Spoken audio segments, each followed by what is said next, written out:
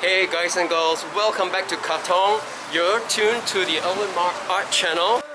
How does a dragon boat race got anything to do with rice dumplings? Find out in this episode. Also included in this episode will be plenty of sketches, so stay tuned. We're here at Kim Choo. We've been here before to buy Chinese New Year cookies and cakes. Today we're celebrating the 5th day of the 5th month. The locals call this festival 端午节, otherwise known as the Dragon Boat Festival. The line is really long because everyone's here just to get some rice dumplings. Check out the line, guys. Look, it just goes all the way to the back.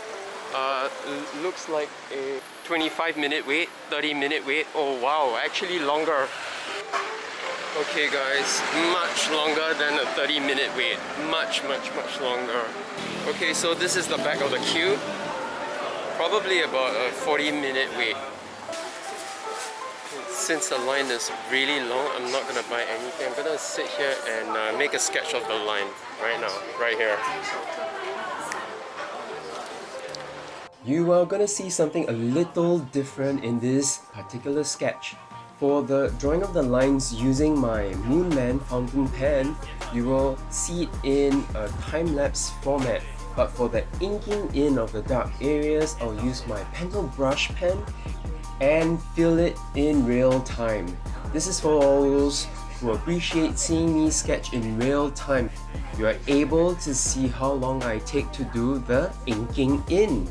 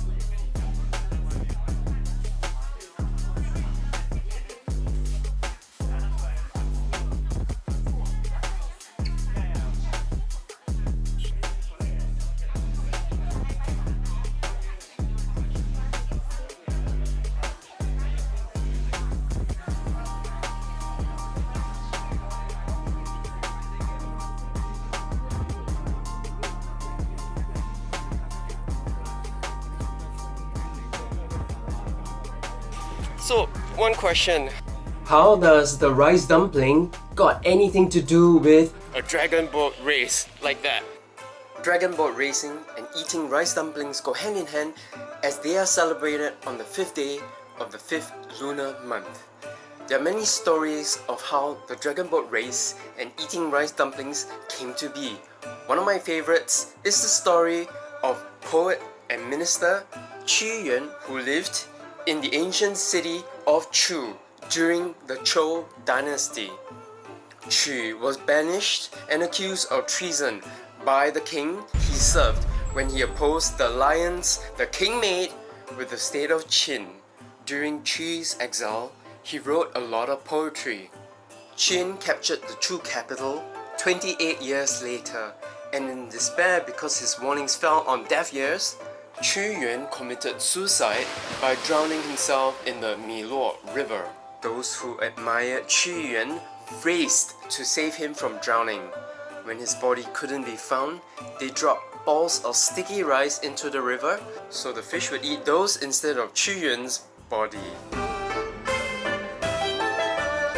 Welcome to the 端午节 event at the Sun Yat-sen Nanyang Memorial Hall. Here in this activity, visitors learn to prepare the rice dumpling before the actual cooking. First, they fold the bamboo leaf into a cone, fill it up with rice, and fold to close up the little pyramid before tying it with a cotton or bamboo string. So let's see how quickly in real time the pros do it. We are back at the Malaysian themed food court Malaysian Boleh at Jurong Point. For those interested, it takes about 3 hours to steam the rice dumplings. Before we proceed, I'd like you to know that there are different names for the sticky rice dumpling. Some of how we call it locally here in Singapore includes glutinous rice dumplings, Ba-chang, Zhang, and Zhongzi. Here are some of what it's called in other parts of Asia. So we know that traditionally, rice gets wrapped into bamboo leaves. But in this day and age, especially here in Singapore where it is a melting pot of different cultures, what else goes into a sticky rice dumpling or 粽子? The answer depends on where you are from. According to an article in the Singapore Women's Weekly online magazine, there are at least 5 different types of traditional sticky rice dumplings in Singapore, broadly classified into the different dialect groups here. Of course, there are hotels and premium restaurants blending tradition and serving creative recipes which includes scallops, abalone, and even crab.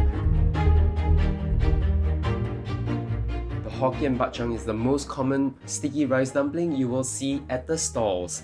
It is rice that is brown in color made by soya sauce, filled with pork belly, chestnut, dried mushrooms, and dried shrimp.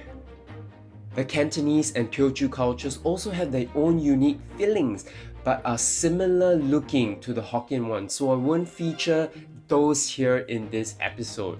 The Kee Chang is the most traditional and basic rice dumpling. It appears smaller than the others and have no fillings at all. It is made with glutinous rice with alkaline water, which gives it a lovely yellow hue and distinct flavor, and it is often eaten by dipping in sugar or honey or drizzling it with gula melaka or cane sugar.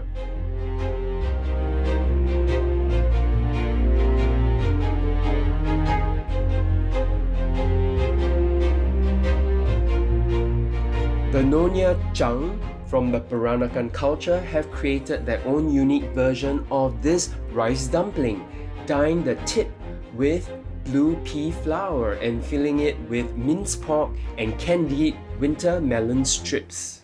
Which one do you think you like best, to eat or to sketch?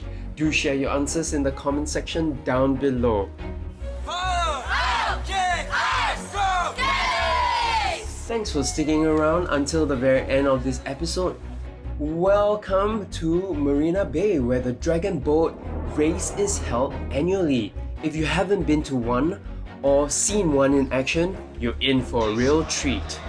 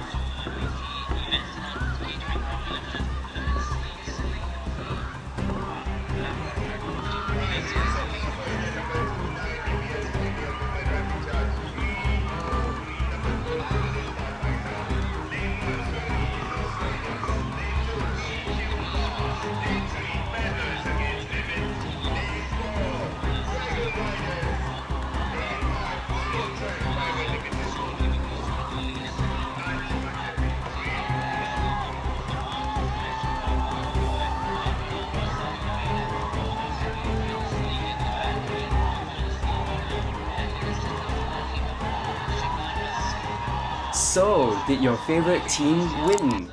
Hey, we are at the end of the episode. Once again, guys, thank you so much for tuning in.